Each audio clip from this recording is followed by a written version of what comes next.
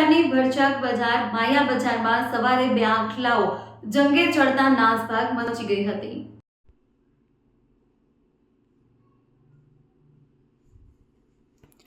શાકભાજી લેવા નીકળેલી ગૃહિણીઓમાં ભયનો માહોલ ફેલાયો હતો, જ્યારે દ્વિચક્રી વાહન ચાલકો જીવ બચાવીને ભાગતા જોવા મળ્યા।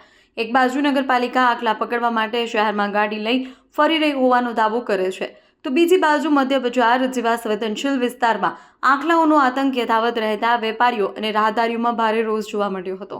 વિસનગર નગરપાલિકાના ફાયર સ્ટેશનમાં પડેલી નંદીવાન માત્ર શોભાના ગાંઠિયા બનીને રહી ગઈ છે કે ખરેખર ઉપયોગમાં આવવાની છે।